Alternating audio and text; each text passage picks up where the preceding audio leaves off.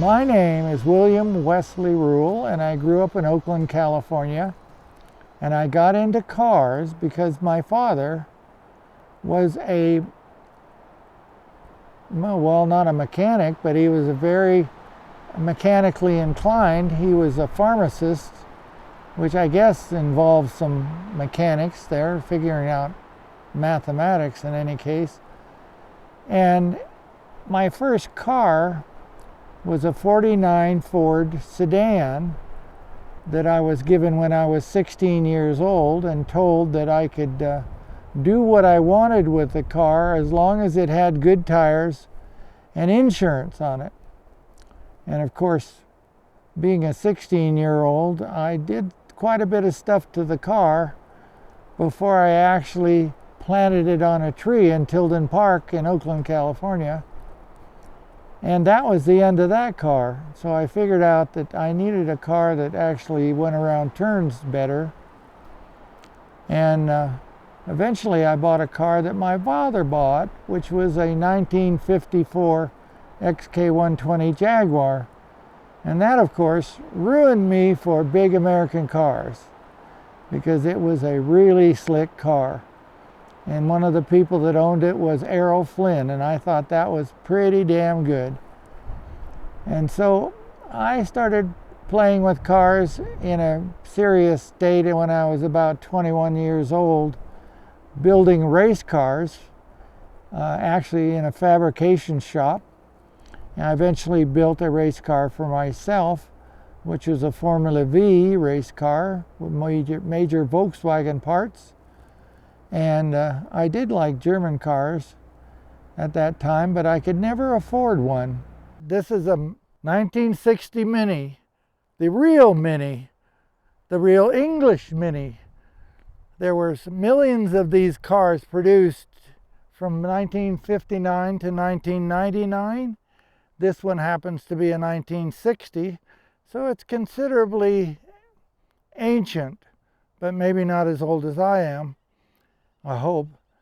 But anyway, it has been modified by myself to have comfortable seats, a really yellow paint job that my wife tells me was mandatory so that people that were driving on the normal highways would be able to see me in the Mini.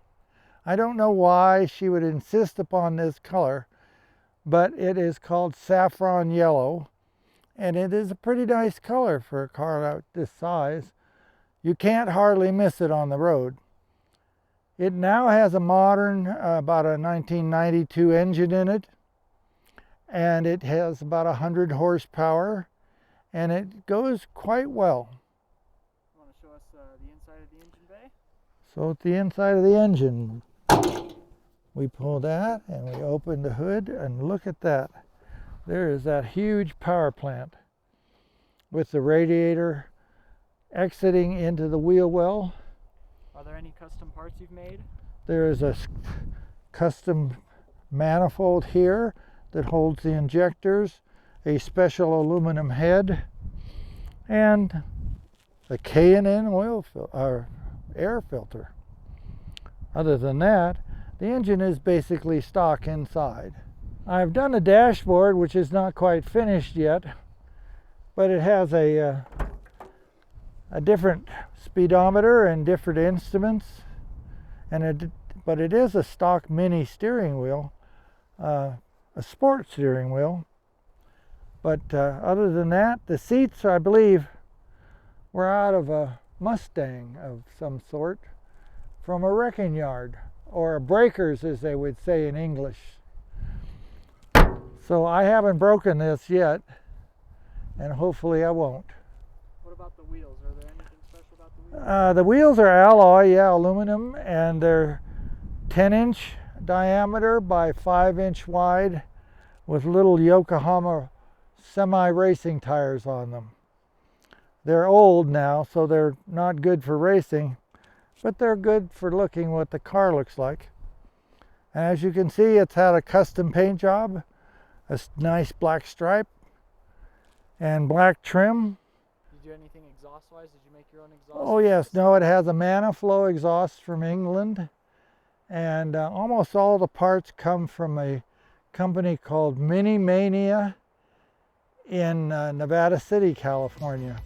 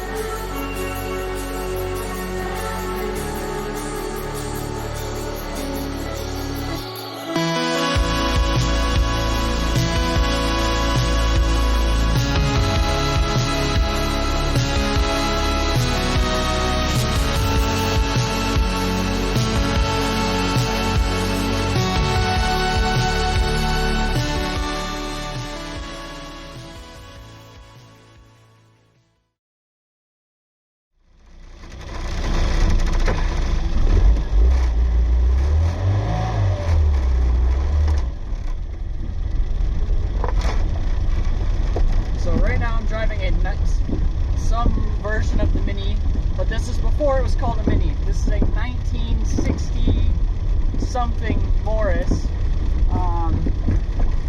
Got a neighbor up here in the mountains, Wesley, who's been building cars for many years. He's in his 80s and he's just letting me drive his completed Mini.